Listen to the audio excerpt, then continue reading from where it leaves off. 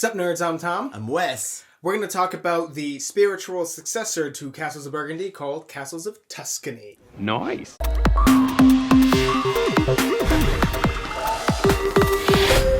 If you haven't seen our thoughts on Castles of Burgundy yet, definitely check that out. We'll put a card up there or something like that. But if you've played that game before, you'll definitely recognize a lot of components and even kind of gameplay from that game into this game. This is almost a more simpler version of it. That's the dice version and this is the card version, except I'm pretty certain there is both a Castles of Burgundy card game and Castles of Burgundy dice game. I think the dice game is like a roll and write or whatever, which is weird because Castles of Burgundy already has dice. It's the dice game version of that game with dice. But whatever. Okay, you know how you in Castles of Burgundy you roll your 2 dice and you spend it either to take tiles from the middle of the board onto your little thing and then spend them to place from your little thing onto your actual board itself. That's the same thing.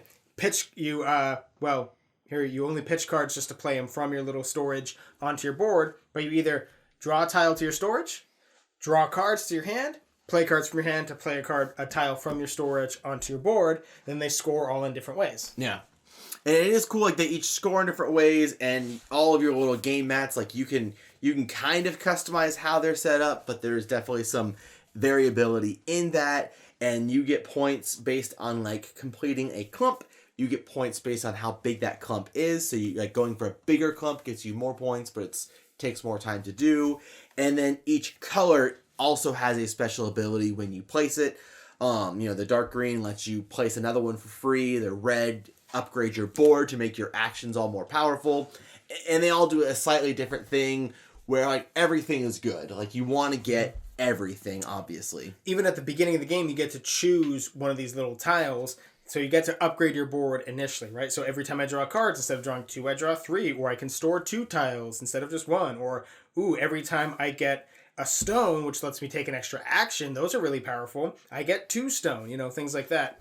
But at the very beginning, you get to choose one, and it's kind of hard to choose because, again, you want to have them all. But what he was talking about you have your tile and you grow out from there, and whenever you complete a clump of one color, you get points based on the size, and then when you complete all of the color in your area, you get points over there. Those all sound like Castles of Burgundy, and really, this is just a 75% as complex Castles of Burgundy. Yeah. One of the most interesting things about this game is the way the scoring works, because there are 3 rounds of the game that set off by the amount of tiles that, we have 3 piles of tiles on each player board, and once a pile is gone, that triggers an end of round, and you score.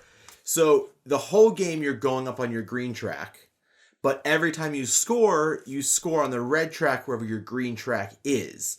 So, your 10 points that you may get in the first round is really 30 points at the end of the game, which really incentivizes you to, go for big points early, not just build up an engine the first 2 rounds. So in the third round, you score tons of points because, technically, I could score more points than Tom during a game, but he won because he scored more points earlier and he got such a lead that I couldn't catch up. It is easier to score points later on in the game because you do have your engine built up a little bit, but it's harder to complete them early on. But you almost need to make that very clear with everybody at the table. Hey, just so you know, if you can get a lead really early on, especially if it's a high lead, if you can complete a clump of 3, which gets you 6 points, that can be not necessarily insurmountable, but almost insurmountable.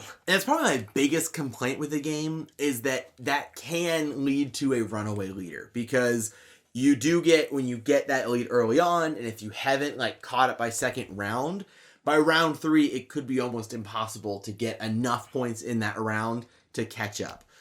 The game is still a lot of fun, but I definitely did feel that where going into the third round, gosh, I don't I don't know if it's possible for me to catch up with you at this point. Yeah, I'm pretty good. Just because you bum rush really well at the very beginning doesn't mean you're necessarily going to win, because you still have to keep up a good pace. You can't do really good early on and then just kind of flounder in the third round. You still have to, keep on trucking.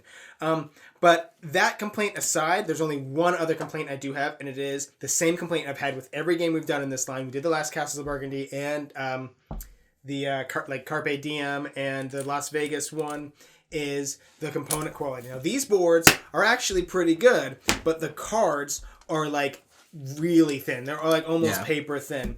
And I guess these meeples look okay, but like the box is super thin too. In fact, it's already dinged up. In fact, every game in this line that I own, and I own a lot of them, are all bashed up. They're dinged or roughed up or something. And oh, Tom, but doesn't sometimes that happen in shipping? Yep. Every game I get comes to me, shipped to me. These are the only ones that are always consistently dinged up because they're so thin. It's terrible. It's annoying. But obviously, I've complained about it in every single video, so they're not going to change for me, but I'm not going to stop complaining about it, so... Now, we have compared this game to Castles of Burgundy a lot because, again, a lot of similarities, even in the name. As far as which one I liked more, I will say that I don't think this one was quite as good as Castles of Burgundy. I still really enjoyed it, really liked it. It was like fresh and new, but I think that Castles of Burgundy still wins the prize for me. Yeah, but I don't think by much. Like, I think instead of saying this isn't as good, I'd say it's not better. Yeah. Because I mean, it's so close, and also it's so quick. Like, the game itself takes, 45 minutes? What does it say on that? 45 to 60. That's very accurate. But also the turns. Because the turn can just be, I take a tile. Okay, I draw 2 cards. Okay, I draw 2 cards. Okay, I take a tile. Okay, I place this tile here. Like, it can go real fast. I bet you with 2 players, if you know what you're doing, you can play it in like 20 minutes. You can get some really great combos. Like, one of the special abilities lets you, like, take extra turns. And, like, even if it's not, like, back-to-back, because the turns go so fast, it does feel like you've got a good combo. Like, this gets me that, which gets me this, so that next turn I can do this, and the next turn I can do this. Yeah. That, like, there's a lot in this game that feels really good. I'm going to place this blue one as a wild. I'll place it as the dark green, which completes this clump, so I get a point for it, and it's round 1, so that's actually 3 points. Okay, when I complete the green, I get to take any other tile and place it out over here. Okay, I'm going to take this gray tile and complete this clump, which gets me 3 more points. And that gives me a stone. I can spend that stone as another action. Like, that type of thing. Obviously, we had a really, really great time with this game. If you really liked Castles of Burgundy, I really think you're going to have a good time with this one. Or if you haven't played Castles of Burgundy, maybe you haven't even played a Stefan Feld game. I think this is a great entry into it because it is a phenomenal game that I had a great time with. All of that should definitely sound interesting to you. We're going to put a purchase link to this game and maybe Castles of Burgundy as well in the description box down below. But also down there, whoa, game toppers, get one. Also, subscribe to our channel so you'll never be bored. Haha.